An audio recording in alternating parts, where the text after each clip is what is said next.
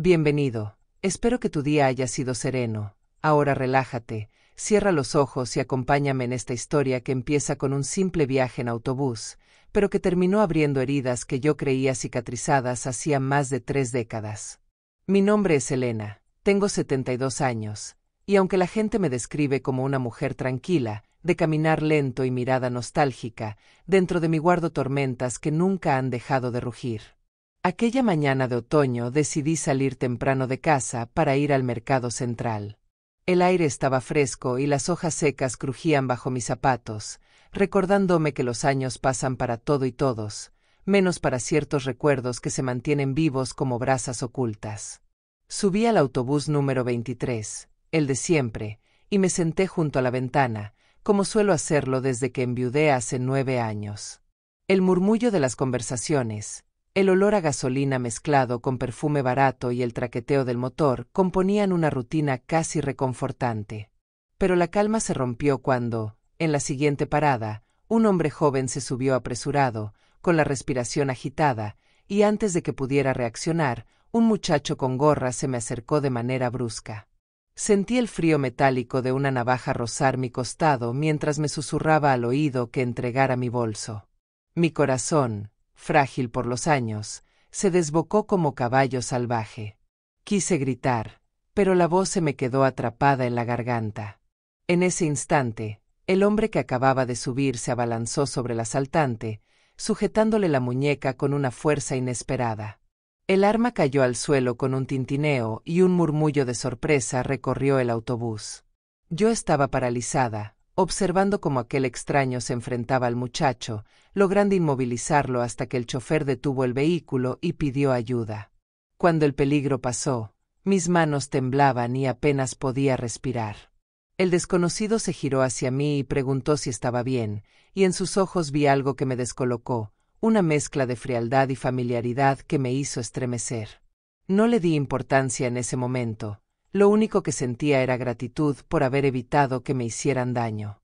Sin embargo, mientras el autobús reanudaba su camino y las autoridades se llevaban al atacante, la voz del extraño, al decirme ahora está a salvo, señora, golpeó en lo más profundo de mi memoria. Había un eco en esas palabras, un timbre que reconocí con un terror que no quise admitir. Lo observé más detenidamente, cabello entrecano, mandíbula firme, mirada penetrante. Parecía un hombre común de 50 y tantos años, pero algo en su porte me llevó de vuelta a una noche que había intentado enterrar para siempre. Aquella voz, aquel tono, era imposible, pensé, debía estar imaginándolo. Y sin embargo, cuando bajó del autobús en la misma parada que yo, un escalofrío me recorrió de arriba a abajo. No era un salvador cualquiera. Era el rostro, el timbre, la sombra del hombre que me había quitado todo hace 30 años. Esa tarde, cuando regresé a casa con las bolsas del mercado aún temblándome en las manos, no podía dejar de pensar en lo sucedido en el autobús. Mis piernas me llevaron de manera automática hasta la cocina, donde dejé las verduras y el pan sobre la mesa, pero mi mente seguía atrapada en el rostro de aquel hombre. Había pasado más de 30 años desde que lo vi por última vez, 30 años desde que mi vida cambió en una sola noche, y sin embargo el eco de su voz era tan vívido como entonces. Me serví un vaso de agua, pero ni siquiera pude beber. Mis dedos tamborileaban contra el vidrio como si intentaran liberarse de la ansiedad que me devoraba. Me preguntaba una y otra vez, ¿podía ser realmente él? ¿O mi memoria, corroída por la edad y el dolor, me estaba jugando una mala pasada? A los 72 años los recuerdos se mezclan, se confunden, pero hay heridas que jamás pierden su nitidez, y esa herida tenía un nombre y un rostro que ahora parecía haber regresado para perseguirme. Recordé cómo, 30 años atrás, una noche de lluvia me arrancó la fe en la justicia y en las personas. Yo tenía entonces 42, 2 hijos pequeños y un marido que luchaba cada día para mantenernos. Vivíamos en un barrio humilde, pero con la esperanza de que el esfuerzo nos daría estabilidad. Sin embargo, un negocio oscuro, una firma falsificada y un préstamo maldito acabaron con todo, y el hombre detrás de aquella traición era el mismo cuya voz ahora resonaba en mis oídos. No quería nombrarlo, no quería revivirlo, pero su figura aparecía como una sombra recortada en mi sala. Respiré hondo y decidí salir al balcón para despejarme, mas al abrir la ventana lo vi. Estaba parado en la acera de enfrente, con las manos en los bolsillos y la misma calma siniestra que recordaba. No hacía nada, solo miraba hacia la esquina, como si esperara a alguien, pero mi corazón supo que esa presencia no era casualidad. El miedo me invadió con una fuerza brutal, como si los años no hubieran pasado y yo volviera a ser aquella mujer desesperada que vio su mundo desmoronarse por culpa de ese hombre. Cerré las cortinas de golpe, apoyé la espalda en la pared y sentí que me faltaba el aire. ¿Por qué estaba allí? ¿Por qué ahora, después de tanto tiempo? Una parte de mí quería llamar a la policía, otra quería salir y gritarle todo lo que había callado durante décadas. Pero mis años pesan y mis fuerzas ya no son las de antes. Solo pude sentarme en la penumbra, escuchando el tic-tac del reloj, esperando a que se marchara. Y cuando finalmente lo hizo, una certeza me atravesó. No era una coincidencia que se subiera a ese autobús, no era una coincidencia que me salvara. Era el comienzo de algo más oscuro, algo que aún no lograba comprender, pero que estaba a punto de arrastrarme de nuevo al pasado que tanto había luchado por enterrar. Esa noche el sueño no vino a mí con facilidad. Cada vez que cerraba los ojos veía de nuevo la escena del autobús, el brillo de la navaja, el golpe seco contra el suelo y, sobre todo, la mirada del hombre que había intervenido. Me repetía que debía estar equivocada, que la mente puede jugar trucos crueles cuando la memoria se mezcla con el miedo, pero algo dentro de mí gritaba que no era una ilusión. Pasé las horas en la penumbra de mi habitación, escuchando los crujidos de la vieja casa, como si las paredes mismas respiraran mi desvelo. Cuando por fin amaneció, tenía el cuerpo cansado pero la mente en alerta. Preparé café, el aroma fuerte inundó la cocina y me dio un poco de valor. Decidí salir a caminar por la plaza del barrio, como lo hacía cada mañana desde que la soledad se volvió mi compañera. Al llegar, lo primero que vi fue a él sentado en una banca, leyendo un periódico como si formara parte del paisaje cotidiano. Me detuve en seco, el corazón golpeándome en el pecho. No podía ser casualidad. Cambié de rumbo de inmediato, fingiendo observar las flores del jardín central, pero mis ojos no dejaban de vigilarlo. Vestía sencillo, chaqueta oscura, pantalón gris, zapatos gastados, nada que llamara la atención. Sin embargo, cada gesto suyo me resultaba familiar, la forma de fruncir el ceño al leer, la manera de cruzar las piernas, incluso como sostenía el periódico con la mano izquierda. 30 años no borran ciertos detalles. Sentí un escalofrío recorrerme la espalda, como si de repente regresara al pasado, al momento en que lo vi entrar en nuestra tienda de abarrotes con aquella sonrisa cortés que ocultaba la trampa. Apreté los puños, recordando el olor a humedad de aquel lugar y el instante en que me hizo firmar los papeles que lo cambiarían todo. Inspiré profundo, obligándome a seguir caminando, pero antes de girar la esquina escuché su voz detrás de mí. «Señora, un momento, por favor». Me quedé inmóvil, los músculos tensos, incapaz de decidir si huir o enfrentar. Lentamente me giré y allí estaba él, con esa misma mirada penetrante. «Quería disculparme por el susto de ayer», dijo con calma, como si solo fuéramos dos desconocidos que habían compartido un incidente en un autobús.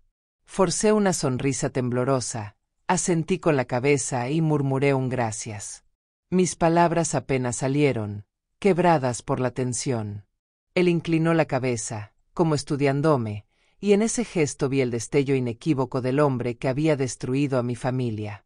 No me delató un solo grito, pero por dentro todo mi ser clamaba venganza. Mientras me alejaba con pasos inseguros, comprendí que el destino me estaba poniendo frente a él de nuevo, no como una víctima indefensa, sino como una anciana que había sobrevivido a todo y que, tal vez, aún tenía fuerzas para ajustar cuentas con el pasado. Al llegar a casa, mis manos todavía temblaban. Cerré la puerta con doble llave y me apoyé contra ella como si pudiera mantener a raya a todos los fantasmas que habían vuelto a mi vida.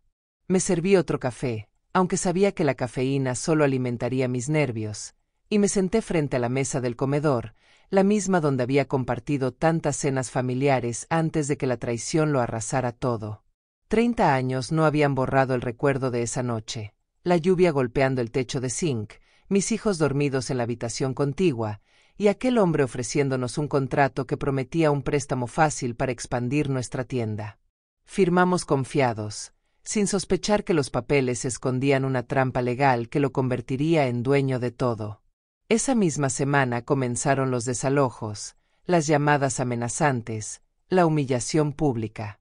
Mi marido, incapaz de soportar la ruina, se hundió en una depresión que lo consumió hasta la enfermedad, y yo, con apenas 42 años, me vi obligada a sostener una familia quebrada. Y ahora, 3 décadas después, ese rostro estaba otra vez frente a mí, disfrazado de Salvador en un autobús. Encendí la radio para acallar el ruido de mi memoria, pero las canciones viejas solo trajeron más nostalgia y rabia. Me pregunté qué hacía aquí, en este barrio que nunca había sido suyo, que buscaba rondando mi plaza, siguiéndome como una sombra. ¿Podía ser que no me reconociera? ¿O estaba jugando conmigo, sabiendo perfectamente quién era yo? Esa incertidumbre me corroía más que el miedo. Al caer la tarde, decidí visitar a Clara, mi vecina de toda la vida, la única con la que aún compartía confidencias. Ella me recibió con su bata de flores y una sonrisa cansada. Mientras me servía té de manzanilla, intenté contarle lo sucedido sin mencionar nombres, pero bastó con describir su mirada y su voz para que Clara frunciera el ceño. «Elena, ¿estás segura?» «Podría ser solo un parecido», sugirió, aunque en sus ojos noté la misma inquietud que en los míos. Antes de irme, me tomó de las manos con fuerza y me dijo, «Sea quien sea, no lo enfrentes sola». Esa frase me retumbó mientras volvía a mi casa por las calles desiertas. Al abrir la puerta, un sobre blanco me esperaba bajo el felpudo. Lo recogí con manos temblorosas y lo abrí con torpeza. Dentro, una sola hoja escrita a máquina. «Nos volveremos a ver. Esta vez, no habrá engaños». Sentí que el aire se me escapaba de los pulmones. No era imaginación, no era un parecido. Era él. Y había vuelto por mí. Esa noche no encendí ninguna luz. Permanecí sentada en la penumbra, con el sobre aún en las manos, sintiendo el peso de cada palabra como si fueran cuchillas. «Nos volveremos a ver. Esta vez, no habrá engaños», repetía en mi cabeza como un eco maligno. Observaba las sombras proyectadas por la luna en las paredes y me parecía que podían tomar forma en cualquier momento, que él podía aparecer de repente en medio de mi sala como lo hizo 30 años atrás en nuestra tienda. Mi respiración era agitada, y el recuerdo de mi marido, enfermo en la cama, regresaba con una claridad insoportable, sus ojos apagados, la voz cansada diciendo que todo había sido su culpa por confiar en un hombre que nunca mostró remordimiento. Yo me había prometido seguir adelante, criar a mis hijos y no mirar atrás, pero ahora comprendía que el pasado había estado esperándome en silencio, aguardando la oportunidad de reclamar lo que aún quedaba de mí. Me levanté y revisé cada ventana, cada cerradura, asegurándome de que nada estuviera abierto. Sin embargo, por más que reforzara la casa, no podía cerrarle el paso a los recuerdos. Cuando el reloj marcó la medianoche, escuché un ruido afuera, como el crujido de pasos sobre la grava. Me paralicé. Con el corazón en la garganta, me acerqué lentamente a la ventana y aparté apenas la cortina. La calle estaba vacía, pero el portón de mi jardín estaba entreabierto. Cerré de golpe y retrocedí tambaleándome, sintiendo un sudor frío recorrerme la espalda. El sobre, comprendí, no había sido un aviso casual, era la primera jugada de un juego retorcido que apenas comenzaba. Al amanecer, exhausta pero decidida, saqué del armario una vieja caja donde guardaba documentos y recuerdos. Allí estaba la copia del contrato que nos arrebató la tienda, los recortes de periódicos sobre la quiebra, e incluso una fotografía donde la parecía estrechando la mano de un político local. Toqué esa imagen con rabia contenida, la arruga de su frente, la sonrisa segura, la misma expresión que había visto ayer en la plaza. No había duda, era él. Guardé los papeles en mi bolso. Si había sobrevivido 30 años a la vergüenza y la pérdida, ahora no iba a esconderme. Pero mientras cerraba la caja, una idea me heló la sangre. Si me había encontrado después de tantos años, también podía encontrar a mis hijos, y ellos no sabían nada de lo que había pasado realmente. El miedo por ellos me dio más valor que cualquier recuerdo, y comprendí que, si había vuelto, no era solo por mí, era porque quería terminar lo que había empezado, destruirnos hasta el último respiro. Pasé todo el día con el bolso colgado del hombro, como si dentro llevara no solo papeles viejos, sino también un escudo contra lo que estaba por venir. Caminé hasta la biblioteca municipal, un lugar donde nadie solía buscarme, y allí me senté frente a una mesa de madera gastada para revisar cada documento con calma. La tinta ya estaba descolorida, los sellos borrosos, pero el rastro de su traición seguía intacto, cláusulas ocultas, firmas falsas, trampas legales que convirtieron nuestra tienda en ruinas y a mi marido en un hombre roto. Mientras repasaba cada línea, un dolor punzante me atravesaba el pecho, como si estuviera reviviendo el día en que lo perdí todo. No escuché cuando alguien se acercó hasta que sentí una presencia detrás de mí. Levanté la vista y el bibliotecario, un joven amable, me ofreció agua. Agradecí con una sonrisa forzada, pero en ese instante supe que estaba siendo observada. En el reflejo de los ventanales vi una figura parada frente a la plaza, inmóvil, con las manos en los bolsillos. No podía distinguir su rostro por la distancia, pero mi instinto me gritaba que era él. Cerré apresuradamente la carpeta, devolví el vaso vacío y salí por la puerta trasera, la que usábamos de niños cuando jugábamos a escondernos entre los estantes. El aire frío me golpeó de lleno y apuré el paso hacia una calle lateral. Tenía que pensar, tenía que encontrar una manera de enfrentar lo que se avecinaba. No podía seguir huyendo como una sombra asustada. Decidí visitar a mi hijo mayor, Andrés, que vivía a pocas cuadras. No sabía cómo contarle la verdad, cómo confesar que la ruina de nuestra familia no había sido un accidente del destino, sino la obra calculada de un hombre que ahora había vuelto. Al llegar, me recibió su esposa con una sonrisa distraída, y mientras me servía café en su cocina luminosa, observé los juguetes de mis nietos esparcidos por el suelo. La normalidad de esa escena me desgarró el alma. No quería manchar su mundo con la oscuridad de mi pasado. Pero antes de que pudiera decir nada, escuché golpes en la puerta principal. El tono era firme, casi desafiante. Mi nuera fue a abrir, y yo contuve la respiración desde el pasillo. Escuché una voz grave, educada, preguntando si allí vivía la señora Elena. El sonido me heló la sangre. No necesitaba verlo para saber que era él. No esperó ser invitado.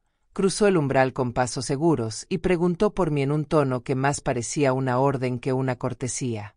En ese instante comprendí que ya no tenía escapatoria. El pasado me había encontrado. El silencio en la sala se volvió insoportable cuando lo vi entrar como si aquella casa también le perteneciera. Mi nuera, confundida, lo miraba sin comprender la tensión que se respiraba, mientras yo permanecía de pie, paralizada en el pasillo, con el corazón golpeando tan fuerte que temí que todos pudieran escucharlo. Él me reconoció al instante, sus labios se curvaron en una mueca que no llegaba a ser sonrisa, y sus ojos me recorrieron como quien examina un objeto olvidado que vuelve a encontrar. Elena, pronunció mi nombre despacio, con ese tono grave que 30 años atrás usó para convencerme de firmar mi condena. Y en ese momento mi nuera comprendió que aquel visitante no era alguien común. Con voz temblorosa preguntó quién era, pero yo levanté la mano para detenerla. No abras la boca, Clara, esto es entre él y yo, respondí, sintiendo como la rabia me devolvía fuerzas que creía perdidas. Nos miramos frente a frente durante un instante que se hizo eterno. Mi mente regresó a la tienda, a la noche de la firma, a la mirada de mi esposo cuando supo que habíamos perdido todo, a la tos que lo consumió hasta la tumba. Todo ese dolor concentrado ardía en mi garganta, pero me contuve porque no quería que mis nietos, que jugaban en la habitación contigua, escucharan la verdad todavía. Él, con la calma cínica de siempre, se sentó en el sillón como si estuviera en su propio hogar, cruzó las piernas y dijo que el destino a veces ofrece segundas oportunidades para resolver asuntos pendientes. Cada palabra suya era veneno, pero yo no aparté la mirada. Mi hijo Andrés llegó en ese instante, sorprendido de encontrarme allí junto a un desconocido. Antes de que preguntara, me adelanté. Andrés, Este hombre fue quien nos arrebató la tienda hace 30 años. La incredulidad pintó su rostro, buscó una explicación en mis ojos, pero no había espacio para dudas. El intruso rió suavemente, negó con la cabeza y con voz teatral afirmó que todo lo que sucedió fue consecuencia de malas decisiones, que él solo había hecho negocios, nada personal. Pero yo sabía que mentía, porque en aquellos documentos falsificados estaba su firma, y en cada amenaza que recibimos durante esos meses oscuros se escondía su nombre. Andrés, furioso, lo tomó del brazo y exigió que se marchara, pero él se zafó con facilidad y me miró fijamente. Nos volveremos a ver, Elena, y esta vez no habrá papeles ni abogados, solo tú y yo. Dicho eso, salió por la puerta dejando tras de sí un silencio pesado, un aire envenenado que se impregnó en las paredes. Andrés me preguntó la verdad con voz quebrada, y supe que había llegado el momento de contarle todo lo que había callado por décadas. Nos sentamos en la mesa del comedor, y por primera vez en 30 años me atreví a abrir la herida frente a mi hijo. Le conté cómo aquel hombre, cuyo nombre aún me costaba pronunciar, llegó a nuestra tienda en una noche lluviosa con la promesa de un préstamo que parecía la salvación, cómo disfrazó de ayuda lo que en realidad era una trampa legal. Cómo su firma falsa se mezcló con la mía en un contrato que entregaba nuestro negocio y nuestra casa sin que yo lo supiera. Le hablé de las semanas posteriores, del acoso constante, de los cobradores en la puerta, de las amenazas veladas que nos hicieron vivir con miedo. Recordé el rostro de su padre, marchitándose cada día bajo el peso de la ruina, hasta que una neumonía mal cuidada lo llevó al cementerio demasiado pronto. Andrés me escuchaba en silencio, con los puños cerrados y los ojos brillantes de lágrimas contenidas. Su esposa, pálida, apenas podía creer lo que oía, y mis nietos, ajenos al drama, reían en la otra habitación, ajenos a que el nombre que yo pronunciaba con rabia era la raíz de tantas carencias de su infancia. «¿Por qué nunca nos lo dijiste?», me preguntó Andrés con la voz rota, y yo bajé la mirada, incapaz de sostenerla. «Porque pensé que era mejor olvidar, que cargarían menos si yo guardaba el secreto», respondí, aunque en mi interior sabía que también callé por miedo, porque él siempre me hizo sentir vigilada. Andrés se levantó de golpe, jurando que lo denunciaría, que buscaría justicia, pero yo lo detuve con un gesto firme. «Ese hombre sabe moverse en las sombras, siempre lo hizo, no podemos enfrentarlo sin pruebas». Entonces abrí mi bolso y le mostré la carpeta de documentos, los recortes de periódico, la foto donde aparecía con políticos locales. Era lo único que había conservado, esperando un día como este. Andrés hojeó los papeles con furia contenida y dijo que, aunque fueran viejos, bastarían para abrir una investigación. Yo quería creerlo, pero la certeza me quemaba. Él había vuelto porque quería algo más, y no se iría hasta conseguirlo. Esa noche, cuando regresé a mi casa, encontré la ventana del salón abierta de par en par. Yo estaba segura de haberla cerrado. En la mesa había un objeto que no era mío, un encendedor dorado con iniciales grabadas, las mismas que vi en la fotografía del periódico 30 años atrás. Lo levanté con cuidado, y en ese instante comprendí que ya no se trataba de una amenaza lejana. Él había estado dentro de mi casa, y con ese gesto me estaba diciendo que el juego apenas comenzaba. Esa madrugada no pude pegar los ojos. Me quedé sentada en el sillón con el encendedor en las manos, observando las iniciales brillando bajo la luz tenue de la lámpara, como si fueran la firma de un destino del que no podía escapar. Me preguntaba cómo había logrado entrar sin dejar rastro, cómo había pasado inadvertido para mis vecinos, y la única conclusión que hallaba era que nunca dejó de vigilarme, que durante todos estos años se había mantenido en las sombras, esperando el momento de regresar. El tic-tac del reloj marcaba un ritmo insoportable, cada segundo más lento, cada minuto más pesado, y el silencio de la casa se rompía solo con el crujido de la madera vieja bajo mis pies. Tomé una decisión. Ya no podía seguir enfrentando esto sola. Al amanecer fui a visitar a Clara, mi vecina, y le mostré el encendedor. Ella lo tomó entre sus dedos arrugados y sus ojos se agrandaron. «Elena, esto es una provocación, un aviso», susurró. Le conté que Andrés ya sabía la verdad y que estaba decidido a actuar, pero temía por su seguridad y la de mis nietos. Clara me recomendó ir a la policía de inmediato, aunque yo sabía lo difícil que sería que creyeran una historia de hace 3 décadas sin pruebas sólidas actuales. Sin embargo, Lo que más me inquietaba no era la justicia legal, sino la certeza de que él quería jugar conmigo, arrastrarme lentamente hacia su terreno, desgastarme con miedo hasta que yo misma me entregara. Volví a casa y encontré un nuevo sobre bajo la puerta, más pequeño, con una sola frase: la deuda no ha sido pagada. Mi corazón dio un vuelco, porque no hablaba de dinero, hablaba de algo más oscuro, de un ajuste pendiente que no podía comprender del todo. Esa tarde Andrés vino a verme y al mostrarle la nota, su furia se desbordó. Juró que le enfrentaría cara a cara, pero le rogué que no lo hiciera, porque yo intuía que eso era exactamente lo que él buscaba.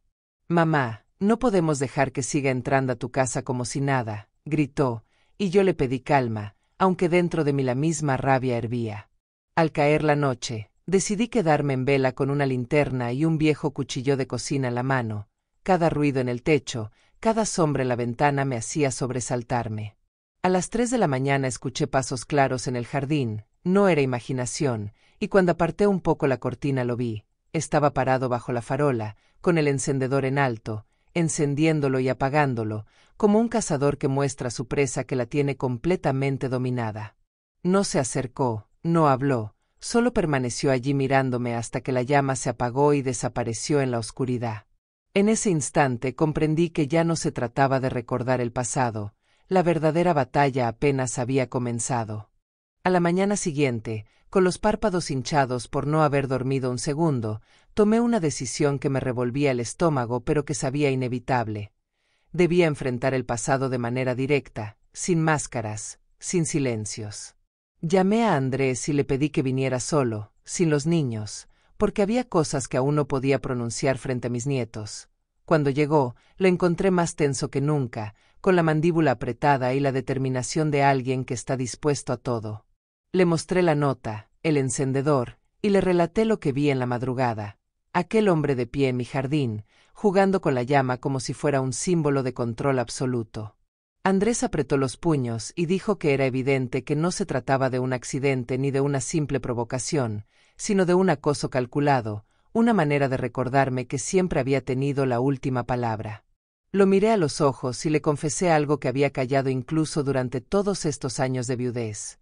Esa noche, 30 años atrás, cuando firmamos el contrato, no solo nos engañó con papeles, también me amenazó directamente. Me dijo que si hablaba, si denunciaba la falsificación, mis hijos sufrirían las consecuencias. Yo había guardado ese secreto porque el miedo era más fuerte que la justicia, y porque sabía que aquel hombre no era solo un estafador, era alguien con conexiones en lugares oscuros. Andrés palideció, comprendiendo por primera vez el peso del silencio que había cargado durante décadas. Entonces no basta con papeles viejos, necesitamos pruebas nuevas, dijo, y yo asentí, sabiendo que él mismo nos estaba tendiendo esas pruebas al acecharnos de nuevo. Esa tarde, por primera vez en años, busqué una libreta y comencé a escribir todo lo sucedido desde el día del autobús. Cada hora, cada palabra, cada detalle. Si me pasaba algo, al menos quedaría un registro que alguien podría usar. Cuando cayó la noche, dejé todas las luces encendidas y esperé en la sala con el corazón latiendo al ritmo de un tambor. A las 11 escuché un roce en la ventana, luego un golpe suave en la puerta trasera. Tomé el cuchillo de cocina con la mano temblorosa y avancé despacio. Al abrir un poco la cortina, vi un sobrepegado con cinta en el vidrio. Con manos temblorosas lo retiré y lo abrí. Dentro había una fotografía en blanco y negro, tomada décadas atrás, de mi marido y de mi frente a la tienda, con una inscripción en la parte inferior: lo que fue mío volverá a serlo. Sentí que el suelo se abría bajo mis pies. Ya no era solo un acosador, estaba reescribiendo nuestra historia como si nosotros hubiéramos sido intrusos en nuestra propia vida. Y en ese instante supe que la venganza que había jurado hace tantos años debía cumplirse ahora, porque si no lo detenía, terminaría destruyendo no solo mi memoria, sino también el futuro de mis hijos y nietos. Guardé la fotografía en la libreta donde estaba anotando todo, pero mis manos no dejaban de temblar, como si aquel pedazo de papel quemara. Pasé horas mirando la imagen, recordando el día en que fue tomada. Mi marido con la sonrisa tímida, yo con un vestido azul que había cosido con mis propias manos, la tienda recién pintada y la ilusión de que estábamos construyendo un futuro sólido para nuestros hijos. Ver esa foto manipulada, convertida en mensaje de amenaza, fue como sentir que alguien arrancaba de raíz lo poco que quedaba en pie de nuestra dignidad. Cuando Andrés volvió al día siguiente y se la mostré, su reacción fue de pura furia. Golpeó la mesa con tal fuerza que la taza de café se volcó. Esto ya no es solo acoso, mamá, es persecución psicológica. No podemos esperar más. Voy a ir a la policía hoy mismo, dijo con un tono que no admitía réplica. Lo dejé ir porque entendí que la juventud de su rabia era también mi escudo, pero dentro de mí sabía que ese hombre era hábil, que no dejaría huellas fáciles de seguir. Y tuve razón. Al regresar por la tarde, Andrés me contó que los agentes escucharon con atención, tomaron nota de los objetos, pero terminaron diciendo que sin pruebas de un delito actual, sin cámaras o testigos, era difícil actuar. Prometieron patrullajes esporádicos. Nada más. Esa noche me encerré en mi cuarto, dejando las luces de toda la casa encendidas, pero la claridad no disipó mi miedo. A medianoche escuché el timbre sonar una vez, luego otra y otra, pausadamente, como si alguien quisiera torturarme con la espera. Me acerqué con el corazón en la garganta y miré por la mirilla. No había nadie. Sin embargo, cuando abrí un poco la puerta, encontré sobre el felpudo un pequeño paquete envuelto en papel marrón. Lo tomé con precaución, lo abrí lentamente y lo que vi me dejó helada. Era el reloj de pulsera de mi marido, aquel que había desaparecido la misma semana en que nos desalojaron de la tienda. Lo reconocí al instante por la inscripción en la parte trasera, para Elena, mi compañera de vida. Me derrumbé en el suelo con el reloj apretado contra el pecho, sintiendo una mezcla de amor perdido y rabia incontenible. Era como si me dijera que había tenido todas mis pertenencias en sus manos, que siempre estuvo un paso delante de mí. Y comprendí que no estaba loco ni jugando. Tenía un plan, uno que me incluía como pieza central. Esa noche no lloré, no grité. Esa noche, por primera vez, sentí que el miedo se transformaba en una fuerza oscura, una semilla de venganza que empezaba a crecer en mi interior, dándome el valor que creía perdido. Al amanecer me encontré aún sentada en el suelo con el reloj de mi marido en la mano, como si hubiera velado toda la noche sobre su recuerdo y sobre la rabia que me consumía. No era solo un objeto, era la prueba viva de que aquel hombre había hurgado en nuestras cosas, que nos había despojado hasta de los recuerdos más íntimos y ahora los usaba como armas para doblegarme. Cuando Andrés llegó, le mostré el reloj y casi se le salieron los ojos de la impresión. Lo sostuvo entre las manos como quien acaricia un legado sagrado, y juró que aquello sería suficiente para obligar a la policía a abrir una investigación formal. Yo asentí, pero en mi interior sabía que el enemigo jugaba a otro nivel. Nos entregaba piezas a su antojo, como si fuéramos marionetas de una obra macabra en la que él dirigía cada movimiento. Esa tarde decidí visitar el cementerio donde descansaba mi esposo. Caminé entre las lápidas con el corazón apretado y me arrodillé frente a su tumba. No puedo seguir huyendo, amor, susurré. Tengo que enfrentar lo que comenzó contigo, porque ahora amenaza a todos nosotros. Sentí una ráfaga fría que me recorrió el cuerpo, como si el aire mismo me diera respuesta. Al regresar a casa, el presentimiento de que alguien me seguía se volvió insoportable. Miraba constantemente sobre mi hombro, convencida de que él estaba allí, invisible pero presente. Y lo confirmé al abrir la puerta. Sobre la mesa del recibidor había un ramo de lirios blancos, mis flores favoritas, aunque nadie más lo sabía. No había nota, no había huella de entrega, solo el perfume fuerte que impregnaba el ambiente y me hizo temblar.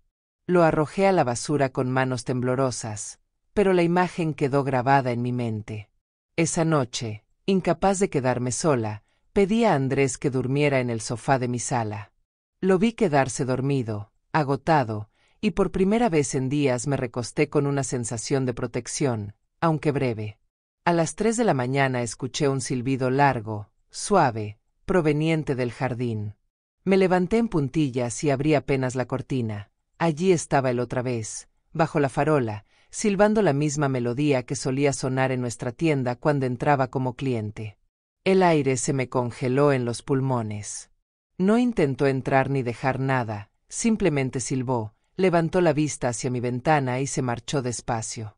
Comprendí entonces que no buscaba matarme rápido ni robarme nada, quería quebrarme, pieza por pieza, hasta que yo misma cayera en sus manos. Y juré en silencio que, aunque me costara lo poco que me quedaba de vida, no le daría ese gusto. Esta vez, el juego terminaría de la forma que él no esperaba.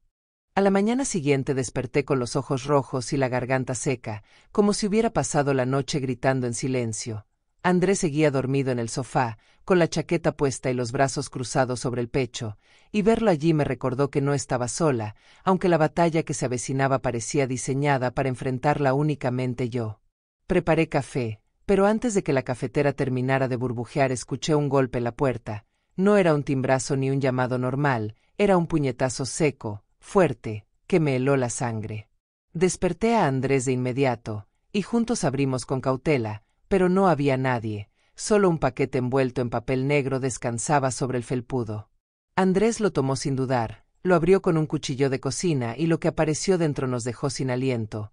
Era un manojo de llaves oxidadas atadas con un hilo rojo, y entre ellas reconocí la llave de nuestra antigua tienda, aquella que jamás recuperamos tras la ruina. El mensaje era claro, no solo tenía acceso a mi pasado, también quería obligarme a regresar a él. Andrés insistió en llevar las llaves directamente a la policía, pero yo lo detuve. Algo dentro de mí me decía que debía ir a ese lugar antes que nadie, que allí encontraría la pieza que faltaba en este rompecabezas de terror. Así que al caer la tarde, nos dirigimos a las calles viejas donde estaba la tienda, ahora convertida en un local abandonado, con paredes descascaradas y ventanas cubiertas de polvo. El olor a humedad y madera podrida nos golpeó al abrir la puerta con aquella llave que aún encajaba perfectamente en la cerradura. Dentro, el silencio era sepulcral, roto solo por el eco de nuestros pasos. Caminé despacio hasta el mostrador donde una vez atendía decenas de clientes, y mis manos acariciaron la superficie astillada como si buscara recuperar la vida perdida. Fue entonces cuando lo vimos. Sobre la pared había colgada una fotografía reciente, enmarcada y limpia, mostrando a mis nietos jugando en el parque de su escuela. Sentí que las rodillas me flaqueaban. Andrés la arrancó con furia y la rompió en pedazos, pero yo supe que no servía de nada. Ese hombre ya había traspasado la frontera más peligrosa, había puesto a mis nietos en el centro de su juego. Salimos de la tienda con el corazón en la boca, y mientras caminábamos hacia el coche, escuchamos una carcajada que resonó en la calle desierta. Miramos a nuestro alrededor, pero no había nadie. Aquel sonido burlón flotaba en el aire como una promesa de que aún no habíamos visto lo peor. Esa noche, después de volver de la antigua tienda, comprendí que la línea que separaba el miedo de la desesperación ya no existía. Estaba sumida en una angustia que me envolvía como una niebla espesa, y aunque Andrés intentaba mostrarse fuerte, su mirada perdida lo delataba. Cerramos todas las puertas con llave, bajamos las persianas y colocamos muebles frente a las ventanas, como si estuviéramos preparándonos para un asedio. Yo sabía, en lo más profundo, que todo eso era inútil. No estábamos defendiéndonos de un hombre, sino de un pasado que había aprendido a mutar, a tomar nuevas formas, más perversas y precisas. Esa madrugada, mientras el reloj marcaba las 3 con su tic-tac seco, escuché por tercera vez ese silbido cruel, idéntico al que él usaba cada vez que entraba a la tienda 30 años atrás. Me levanté sin hacer ruido, con el cuchillo de cocina bajo la bata, y me asomé por una rendija de la persiana. No estaba bajo la farola esta vez. No estaba en la acera. Estaba en mi jardín, de espaldas, con una linterna apagada en la mano y algo más colgando del otro brazo. Sentí que se me iba el aire. Andrés, que también había despertado, se colocó detrás de mí y al verlo frunció el ceño. «Tiene algo en la mano, parece una mochila», murmuró, y yo asentí sin decir nada, porque reconocí de inmediato esa mochila. Era la de mi nieto menor, con parches de superhéroes y un llavero de dinosaurio. Abrimos la puerta como una exhalación, pero para cuando cruzamos el umbral, él ya no estaba. Solo la mochila reposaba sobre la hierba, intacta, sin señales de violencia, pero con una nota dentro: «Todos pueden desaparecer, como lo hiciste tú». Andrés gritó de rabia, tiró la nota al suelo y maldijo a todo pulmón. Llamó de inmediato a la policía, y esta vez llegaron rápido, revisaron el perímetro, tomaron fotografías y nos acompañaron a la comisaría para que declaráramos todo con lujo de detalles. Mientras llenábamos los formularios, observé a los oficiales intercambiando miradas incrédulas, como si dudaran de nuestra versión o no entendieran la lógica de un acosador que usaba objetos personales del pasado para presionar. Pero yo sí lo entendía. No se trataba de lógica, se trataba de dominio emocional. Él no necesitaba hacernos daño físico, ya nos estaba desangrando por dentro. Esa noche, al regresar a casa con vigilancia temporal en la puerta, me encerré en mi cuarto, abrí la libreta donde llevaba el registro de todo y comencé a escribir una carta. No era una confesión ni un testamento, era una declaración de guerra. Porque comprendí, con una claridad dolorosa, que la única forma de derrotar a alguien como él era entrar en su juego, pero con mis propias reglas. Pasé la mañana siguiente revisando cada palabra que había escrito en la libreta, buscando errores, vacíos, inconsistencias, como si me preparara para un juicio en el que yo misma sería testigo, víctima y acusadora. La carta que había comenzado a escribir la noche anterior creció en extensión y en fuerza, no era una súplica ni una advertencia. Era una hoja afilada cargada de memoria, rabia y verdad, dirigida no solo a él sino al mundo que me había dado la espalda durante tanto tiempo. Decidí que haría copias y las entregaría personalmente a la policía, a un abogado, e incluso a una periodista local que conocía desde hace años, porque entendí que si algo me ocurría, necesitaba que la historia no muriera conmigo. Andrés me acompañó a hacer las entregas, aún con el ceño fruncido y la mirada tensa, pero con una determinación que me conmovía. Lo vi transformarse ante mis ojos en el hombre que siempre supe que podía ser, valiente no por ausencia de miedo, sino por saber enfrentarlo. Esa misma tarde, de regreso en casa, decidimos instalar cámaras de vigilancia en cada rincón, el jardín, la puerta trasera, el garaje, incluso el techo. Queríamos tener pruebas tangibles, imágenes, algo que no pudiera desecharse como simple paranoia de una anciana. Mientras el técnico instalaba los dispositivos, yo no podía dejar de mirar por la ventana, esperando verla aparecer, silbando su melodía macabra o mostrando algún nuevo trofeo del pasado. Pero ese día no vino. Ni al siguiente. Ni durante los 3 días que siguieron. El silencio se volvió sospechoso, como la calma que precede a una tormenta. Andrés creyó que lo habíamos asustado, que la denuncia formal y la presencia policial lo habían hecho retroceder, pero yo sabía que no era así. Aquel hombre no se escondía, solo observaba, esperaba, calculaba. El día cuarto, a las 6 de la tarde, Clara vino a verme con una expresión desencajada. Alguien había pegado en su puerta un sobre blanco, sin remitente, y dentro había una fotografía mía, tomada desde la ventana del baño, donde aparecía con la bata abierta, peinándome frente al espejo. Sentí que me arrancaban el alma. Era una violación absoluta, una advertencia silenciosa pero brutal. No te está dejando en paz, Elena, murmuró Clara, temblando. Esto ya no es juego. Llamamos a la policía, mostramos la imagen, pero los oficiales solo anotaron el hecho sin promesas concretas. Esa noche me senté frente a las cámaras, sola, con la luz apagada, y durante horas observé las pantallas esperando encontrar su silueta entre las sombras. A las 3 de la madrugada lo vi, una figura quieta, al fondo del jardín, de espaldas, como si mirara algo invisible. No hizo nada. Solo estuvo allí durante minutos, respirando. Y entonces, giró la cabeza hacia la cámara y sonrió. La imagen quedó grabada en mi mente como una marca al rojo vivo. Esa sonrisa torcida, dirigida directamente a la cámara, era la declaración más descarada de que no solo sabía que lo observábamos, sino que estaba disfrutando del terror que sembraba con precisión quirúrgica. Fue una sonrisa lenta, paciente, de quien se sabe invulnerable. Como si me dijera sin palabras que todo lo que estaba ocurriendo era parte de un guión que él había escrito hace años y que ahora ejecutaba con maestría. Inmediatamente llamé a Andrés, que dormía en su casa esa noche, y le envié la captura del video. Al verla, su respuesta fue inmediata. Voy para allá, no cierres la puerta. En menos de 20 minutos estuvo en mi sala, revisando cada cámara, cada rincón, cada toma de la madrugada. Lo extraño era que en el video, Luego de esa sonrisa, la figura desaparecía como tragada por la oscuridad, sin moverse, sin correr, sin ruido alguno. No sabíamos cómo había entrado ni cómo había salido. Al día siguiente fuimos con el material en un pendrive directamente a la comisaría. Por primera vez, los agentes nos escucharon con atención real. Uno de ellos, al ver el video, se enderezó en su silla y anotó en su libreta con rapidez.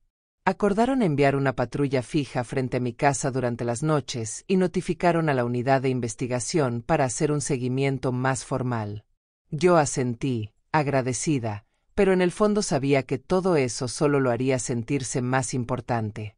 Esa noche intenté dormir un par de horas, pero no lo logré. Me senté en la mesa de la cocina con una libreta nueva y comencé a escribir no una carta, sino un plan. No podía seguir a la defensiva. Si él quería jugar, yo también podía mover fichas. Recordé que, durante el breve juicio por la tienda, un abogado amigo de mi marido había mencionado que existían documentos que podrían probar la falsificación de firmas, pero que fueron misteriosamente perdidos en el despacho del juzgado. Ese abogado, don Marcelo, había muerto hace 15 años, pero su nieta, Paula, era ahora abogada y tenía un despacho en el centro. Al día siguiente fui a buscarla. Le conté todo, desde el primer día hasta la última sonrisa frente a la cámara. Me escuchó en silencio, con los ojos muy abiertos, y luego me pidió todos los papeles que tuviera. Mi abuelo siempre sospechó que ese tipo tenía ayuda dentro del sistema, dijo. Si guardó algo, estará en sus archivos privados. Déjame revisar. Por primera vez en semanas, sentí una pequeña llama de esperanza encenderse dentro de mí. No era solo una cuestión de sobrevivir, era la posibilidad real de exponerlo, de llevarlo al lugar donde nunca debió dejar de estar, ante la justicia. Esa noche, mientras esperaba noticias de Paula, me recosté sin cerrar los ojos. A las 2 de la mañana, el teléfono fijo sonó. No dije nada al contestar. Solo respiré. Y del otro lado, su voz susurró. Estás tardando demasiado, Elena. Yo ya decidí cómo va a terminar esto. Colgué el teléfono con manos que apenas podían sostener el auricular, como si el simple sonido de su voz hubiese drenado la poca energía que me quedaba. Sus palabras no eran solo una amenaza, eran una sentencia, la confirmación de que todo lo que estaba haciendo no era suficiente para detenerlo, y aún así, algo en mí se negó a retroceder. Me levanté, me lavé la cara con agua helada, y me quedé frente al espejo mirándome largo rato. Tenía el rostro marcado por los años, pero en mis ojos aún vivía la mujer que sobrevivió a la pérdida, al silencio, al miedo, y que ahora estaba dispuesta a quemar su vejez si eso significaba proteger a los suyos. Al amanecer, Paula me llamó. Había encontrado entre las carpetas personales de su abuelo una serie de documentos archivados bajo un nombre falso, pero con detalles que coincidían con nuestro caso. Tu marido nunca firmó el traspaso de la tienda, Elena, me dijo. Hay una pericia grafotécnica sin registrar que demuestra que su firma fue falsificada. Me quedé en silencio, sintiendo como una década de impotencia se comprimía en un solo suspiro. Le pedí una copia digital y otra física de inmediato. Con eso en las manos, ya no era solo una víctima, era una testigo con pruebas. Esa misma tarde Paula y yo fuimos a la fiscalía para entregar el material, y el fiscal, tras revisar los documentos, cambió su expresión de escepticismo por una de concentración profunda. Esto puede reabrir el caso, si logramos vincularlo a usted como agresor actual, dijo. Al regresar a casa, todo me parecía distinto, como si el aire estuviera cargado de un nuevo significado. Ya no sentía el mismo miedo. Sentía otra cosa, resolución. Pero no pasaron ni 2 horas antes de que el equilibrio se rompiera otra vez. Mi nuera me llamó, nerviosa, diciéndome que alguien había entrado al colegio de mis nietos y había dejado un sobre en la oficina de dirección. Dentro, había una foto de toda mi familia comiendo en el patio de su casa, tomada desde lejos, y una nota escrita a mano: la sangre se paga con sangre. El grito ahogado de mi nuera por teléfono me rompió el alma. Andrés fue de inmediato a buscar a los niños y decidió que se quedarían en su casa bajo custodia policial. Yo sabía que ese acto no era solo una amenaza, era una advertencia clara. Él se sentía acorralado, y como todo animal salvaje, iba a atacar antes de perder el control. Esa noche, mientras repasaba las imágenes de la cámara, noté algo que me heló la sangre. Al fondo de una de las tomas, se veía su silueta subiendo al tejado de mi casa. No había dejado un objeto, ni una nota, ni una flor. Había dejado una mancha oscura, como pintura, justo sobre la claraboya del baño. Subí a revisar con Andrés, linterna en mano. Al enfocar, descubrimos lo que había dejado, una mano pintada con sangre, estampada sobre el vidrio, como una firma de locura. Andrés vomitó en el jardín. Yo, en cambio, no lloré, no grité. Solo cerré los ojos y repetí en voz baja: esta guerra acaba mañana. Con justicia o con fuego. La mañana siguiente me encontró despierta, vestida y lista mucho antes del amanecer, con una serenidad que no se parecía al descanso, sino a la calma que se instala cuando uno ya ha tomado una decisión definitiva. No había más espacio para el miedo ni tiempo para nuevos avisos. Era el momento de poner fin a todo, costara lo que costara. Llamé a Paula y le pedí que se reuniera conmigo en el despacho del fiscal para presentar una declaración adicional. Esta vez, detallaría todo lo que había ocurrido desde el momento en que aquel hombre reapareció en mi vida, sin omitir nada, desde el silbido en el jardín hasta la mano ensangrentada en la claraboya. La fiscalía acordó iniciar una solicitud urgente de orden de restricción, y gracias a los antecedentes escondidos que Paula había rescatado, también consideraron abrir una investigación penal por intento de extorsión y amenazas agravadas.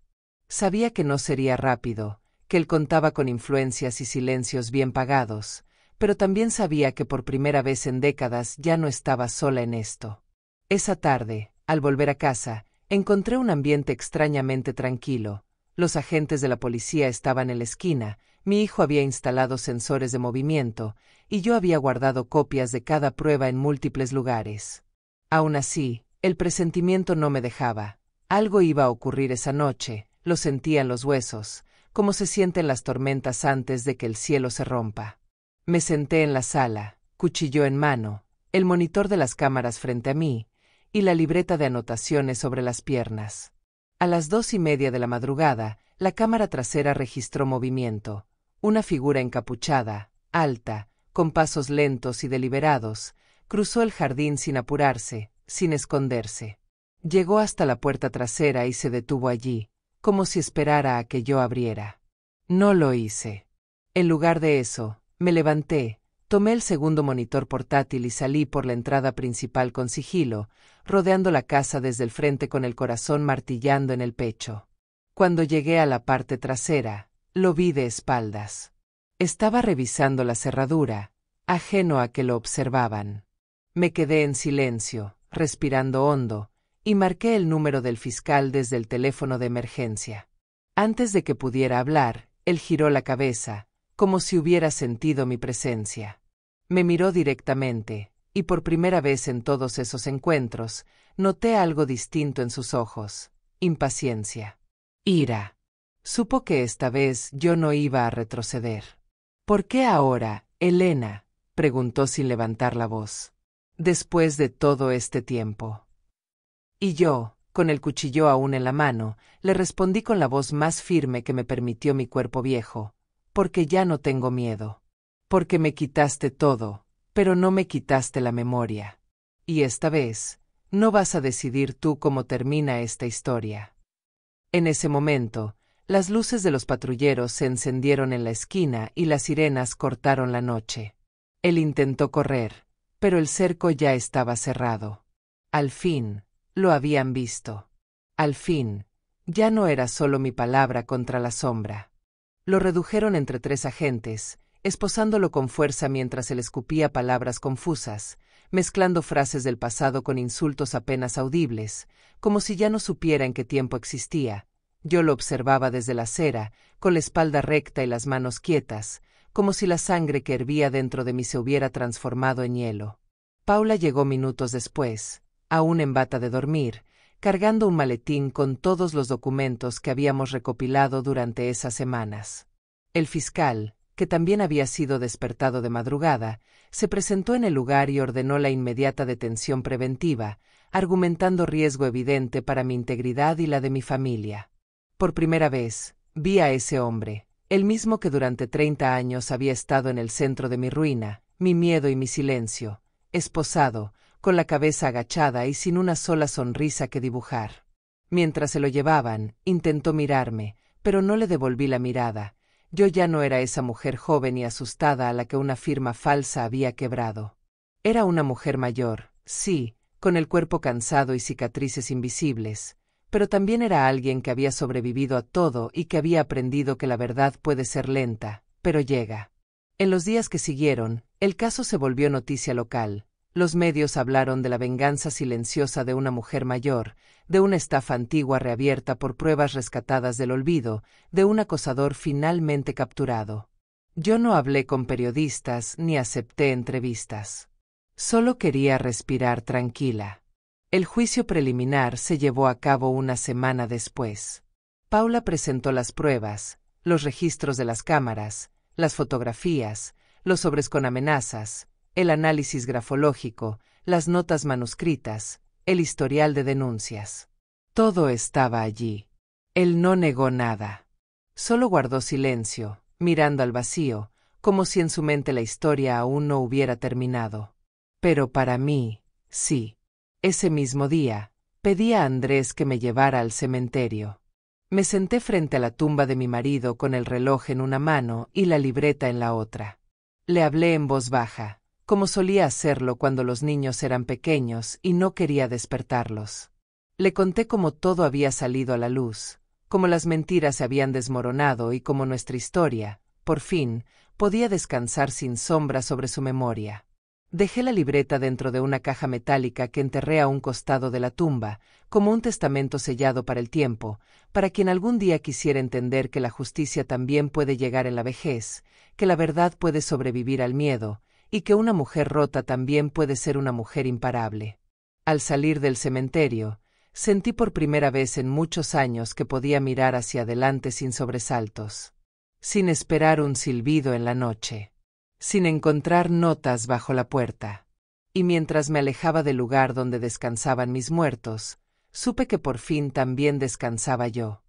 Han pasado 6 meses desde aquella madrugada en que lo detuvieron en mi jardín, y aunque los días han vuelto a su ritmo habitual, el mercado por las mañanas, el té con Clara los jueves, las visitas de mis nietos los fines de semana, algo profundo ha cambiado en mí, como si una puerta que estuvo cerrada durante 3 décadas finalmente hubiera cedido al peso de mi propia verdad.